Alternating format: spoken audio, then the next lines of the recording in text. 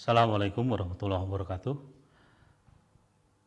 Kali ini kita bertemu lagi dengan saya Dr. Suswanto MSI, dan pada kesempatan kali ini kita akan membahas tentang pendekatan dalam ilmu politik.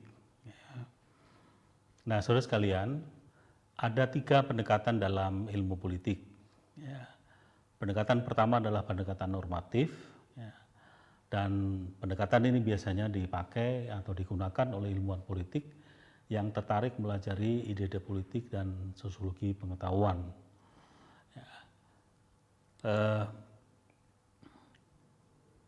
Karakter pendekatan normatif, yang pertama adalah pendekatan ini mewakili kecenderungan tradisional yang berawal sebelum filsafat dipisahkan dari politik. Nah, pendekatan ini berasumsi bahwa nilai-nilai budaya dalam masyarakat itu dianggap sebagai sesuatu yang sangat penting. Yang kedua, pendekatan ini meneliti norma-norma dalam bentuk aturan-aturan atau hak-hak dan kewajiban dengan menjelaskan bagaimana nilai-nilai itu diwujudkan. Dan para analis normatif lebih mementingkan pendekatan-pendekatan empirik terhadap kajian-kajian, kejadian-kejadian dengan mencari makna yang lebih tinggi dikait dengan nilai-nilai masyarakat yang diamati. Nah, yang ketiga, karakter dari pendekatan normatif adalah pendekatan ini para analis normatif menggunakan seluruh masyarakat sebagai unit analisis dan berasumsi bahwa perubahan masyarakat itu merupakan konsekuensi dari konflik dialektik antara nilai-nilai dan ide-ide yang bertentangan. Nah, contoh misalnya dalam pandangan kaum Marxis, konflik itu akan terjadi dan itu disebabkan karena pertentangan kelas sosial yang ada di masyarakat, dan antara kelas proletar dengan kelas borjuis, atau kelas buruh dengan kelas borjuis, dan itu masing-masing kelas memiliki nilai-nilai dan ide-ide yang khas dan konfliktual. Nah, sedangkan pendekatan kedua dalam ilmu politik adalah pendekatan struktural. Nah, ada 5 faktor yang ditekankan dalam pendekatan ini. Yang pertama adalah legal dan formal. Biasanya administratif dan institusi-institusi yang menjadi perhatian para spesialis yang pelajari imperium dan wilayah jajahan sebelum Perang Dunia Kedua.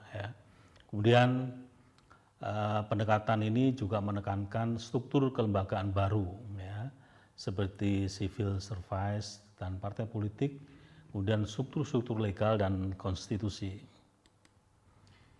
Nah, ketiga, menekankan pada kelompok-kelompok atau grup seperti partai politik, kemudian kelompok-kelompok keagamaan, termasuk kelompok-kelompok informal seperti serikat dagang, kelompok bisnis, dan kelompok petani. Kemudian juga menekankan struktur dan fungsi-fungsi yang membentuk suatu sistem dari bagian-bagian yang saling berkaitan.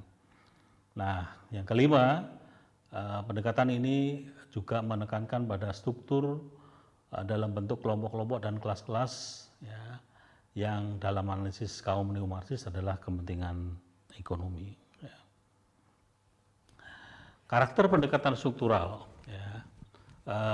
pendekatan ini cenderung menekankan atau menyelidiki isu-isu mengenai pemeliharaan sistem dan stabilitas seluruh masyarakat atau bangsa, unit-unit makro yang dipelajari, dan asumsi-asumsi tentang perkembangan masyarakat itu berkisar dari tekanan pada pemisahan kekuasaan antar lembaga-lembaga pemerintah formal.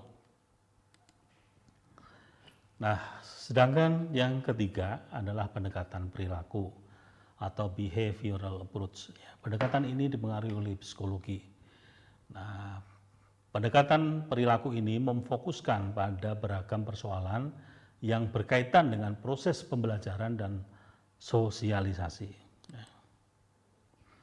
Nah, karakter dari pendekatan perilaku yang pertama, unit analisis adalah individual dan kelompok kecil.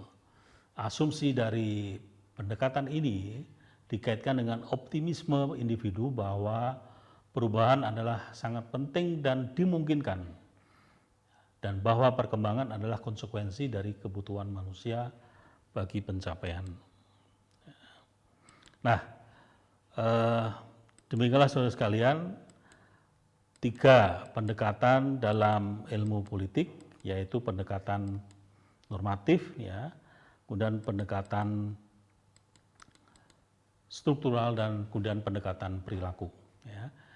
Kurang lebihnya mohon maaf, dan insya Allah kita akan ketemu pada kesempatan mendatang. Wassalamualaikum warahmatullahi wabarakatuh.